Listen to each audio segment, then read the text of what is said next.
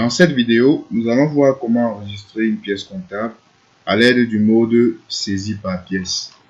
Alors, nous allons aller dans le menu traitement et là nous avons le mode saisie par pièce et nous constatons que à partir du mode en question, nous pouvons soit ajouter une pièce, soit visualiser ou modifier une pièce.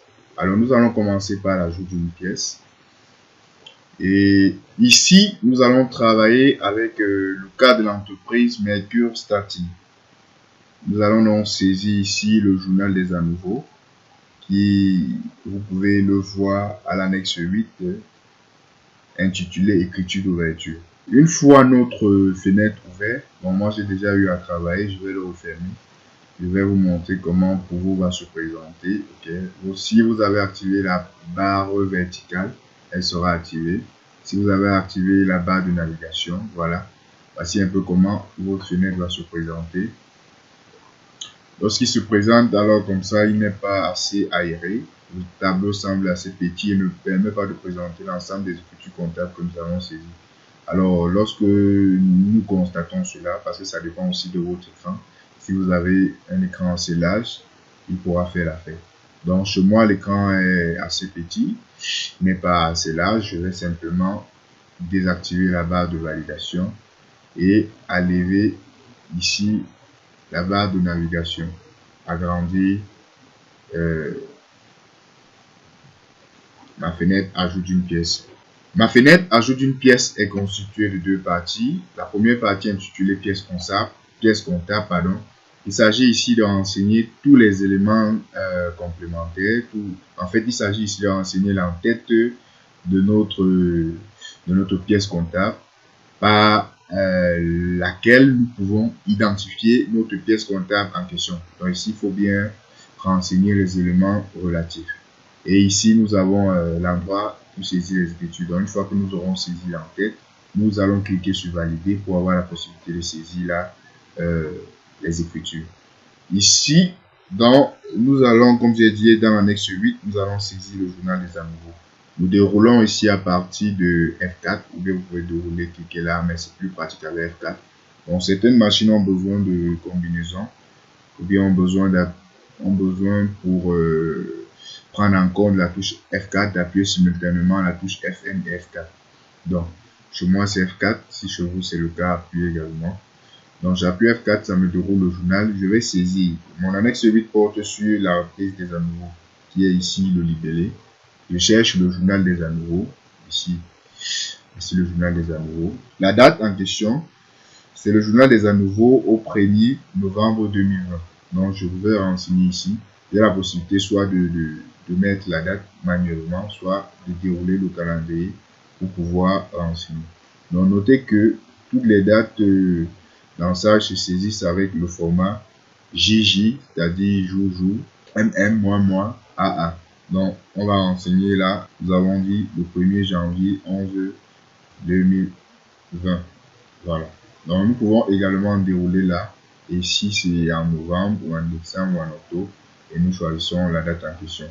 Donc, ici, c'est à vous de choisir la méthode que vous préférez le plus. Donc, on a choisi ici le 1er novembre 2020. Comme libellé, nous allons saisir tout simplement le libellé qui est sur notre pièce, c'est-à-dire l'annexe 8. Nous allons saisir reprise des à nouveau. Donc, reprise des à nouveau. Reprise des à nouveau. OK.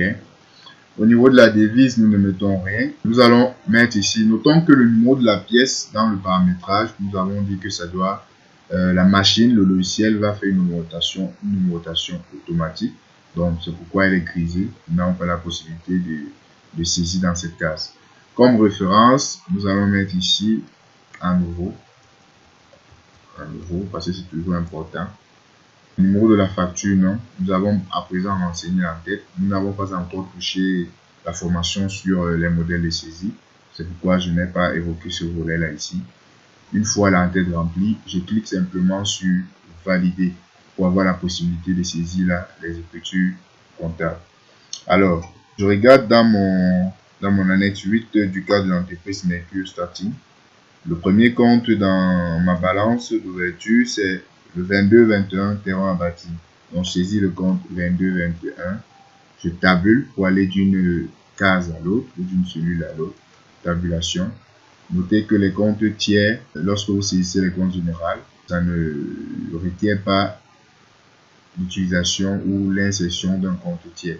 C'est uniquement lorsqu'on saisit le compte total type tiers, alors avant que ça demande les comptes tiers, les comptes type tiers particuliers. Donc, là, nous avons saisi le montant 96 millions 16 000. Ok, 96 millions 16 000. Donc, vous voyez, ça se présente au débit. Également, il n'y a pas de date. Alors, si chez vous, ça ne présente pas de façon aérée, vous pouvez ajuster les colonnes si possible. Ici, c'est pas possible. Vous pouvez ajuster les colonnes. Alors, si ça ne donne pas, vous pouvez cliquer sur l'ajustement automatique. Donc, chez moi, c'est déjà là parce que j'ai déjà eu à travailler à l'intérieur. Ajustement automatique, chez vous, la première fois, ça doit être, le montant ne doit pas être bien lisible. La deuxième écriture, c'est le 23-13. 23-13. Les constructions. Là, je vais insérer. Notez que tout simplement ici, quand vous saisissez le numéro de compte, vous pouvez voir son libellé là. Le montant qui est 220 millions. J'espère que je n'ai pas fait d'erreur. Ok. Ensuite, nous avons le compte 24-44. 12 millions. Ok. Nous avons également le compte 24-41 de 6 millions. Ok. Nous avons fini les premiers éléments avec les premiers éléments qui sont débités. Ensuite, nous avons les amortissements. Le compte 28-31. Et là, au crédit, nous saisissons maintenant le montant qui est de 45 650 000. Voilà. Nous avons ici le montant qui est débité et là, le montant qui est crédité. Ici, ça vient en principe total pièce de la somme des éléments qui ont été débités, la somme des éléments qui ont été crédités. Ici, nous avons le solde, c'est-à-dire débit moins crédit. Pour gagner en temps, je vais mettre pause sur la vidéo et on va se retrouver tout juste après pour l'enregistrement de la pièce comptable et ensuite la visualisation et la modification de la pièce comptable. Alors, je reviens ici parce que j'ai trouvé ceci intéressant. Nous sommes maintenant là sur au niveau de la saisie du tiers Interélectro qui est de 2 600 000. D'autant que lorsqu'il s'agit d'un tiers, c'est vrai que le tiers Interélectro, je pense, c'est un client. Pour gagner en temps, vous ne saisissez pas le numéro général. Ici, vous venez simplement, nous l'avons créé, nous avons abrégé le compte Inter, ITN, je pense qu'il y avait eux, mais on va taper F4 pour choisir ensemble. Ici, nous avons donc Interélectro, nous cliquons sur, c'est un client effectivement, nous cliquons sur Interélectro. Et une fois que nous avons cliqué sur Interélectro, nous tapons sur tabulation pour aller dans l'autre cellule et automatiquement le compte général va s'afficher. Alors, et là on demande une échéance automatiquement. L'échéance donnée par la machine, c'est le 1er novembre 2020. Donc, sur le sujet, nous avons, sur le cas pratique, nous avons l'échéance qui est le 15-11-2020. Nous allons renseigner ici le 15, voilà, le 15, 11, ok. Et comme montant au débit, nous avons 2 600 000 francs. 2 600 000, voilà, nous enregistrons. Nous voyons que le compte 411 est venu automatiquement, nous n'avons eu qu'à saisir le compte tiers et automatiquement les autres comptes sont venus par la suite. Donc, alors une fois que nous avons saisi l'ensemble des écritures et que nous cliquons sur enregistrer, voici ce que Sage nous envoie, le logiciel nous envoie. La pièce est équilibrée. Souhaitez-vous l'enregistrer? Donc nous allons cliquer sur oui, en retenant bien sûr les différents éléments que nous avons mis ici, si nous voulons retrouver notre facture. Disons non, non, parce que c'est mieux. Je vais d'abord dire non. Je vais simplement mettre d'abord ici à nouveau au 1er 11. Ça refuse. À nouveau 1er 11 20. Voilà. À nouveau 1er 11 20. Maintenant que j'ai fait cela, je clique sur enregistrer.